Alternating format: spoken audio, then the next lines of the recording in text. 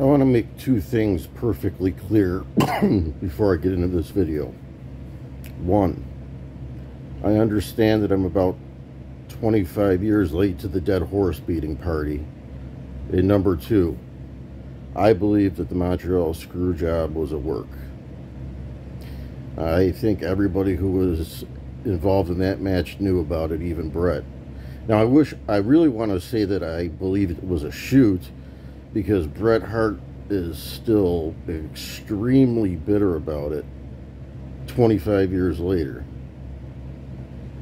I don't know if you can still be bitter like that after 25 years if it's not a work.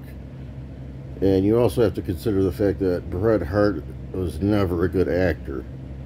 So about 30% of me wants to say it was a shoot. But there's too many things happened in the year leading up to that match to make me believe it was a work or shoot. Sorry. First of all, you strong-arm Vince McMahon financially during the Monday Night Wars when the company's about to go bankrupt, and you don't think in his psychopathic mind that he's going to figure out a way to make you pay for it in the future.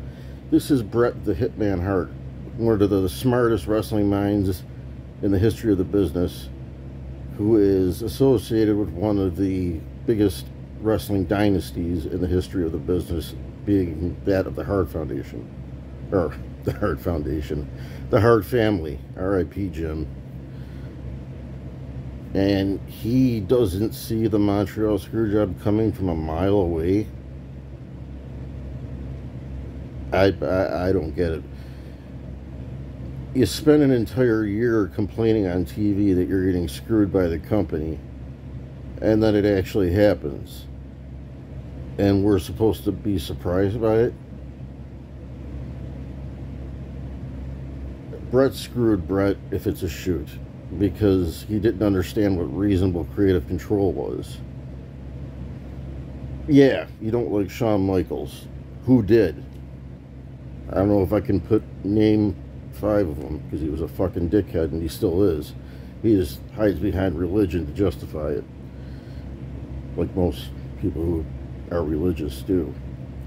That's neither here nor there, though. So, you're about to go to WCW during the prime of the Monday Night Wars, because honestly, how many years have been better than 1997 when it comes to WWE? So you're going to go to WCW, and you, Bret Hart, the traditionalist, don't want to lose the title on the 5th biggest pay-per-view of the year for WWE at a time when they desperately need you to drop the belt so that they don't go extinct. And you, the traditionalist, want to give up the title on Raw the next night? You're fucking kidding me? Are you trying to put a bullet in the head of WWE? It just doesn't make any sense to me.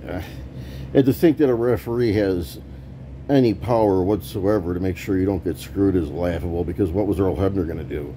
His job or get fired? You know Shawn Michaels is a lying, slimy prick who would have no problem screwing you in the middle of the ring, whether he admits it or not.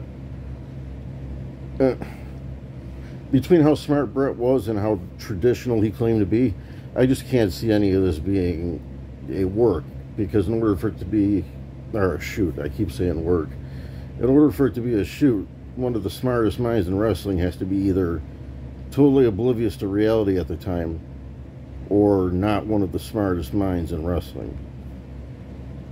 And that's why I think it was a work. I mean, WCW is kicking the company, they're kicking your company in the ass every single day, and you're going to just turn the title over on Raw.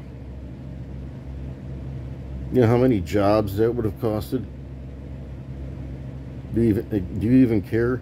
Maybe 50% of it was a shoot, and maybe 50% of it was a work, but I just don't see it being a work given the circumstances that led up to the match. Sorry, Brett.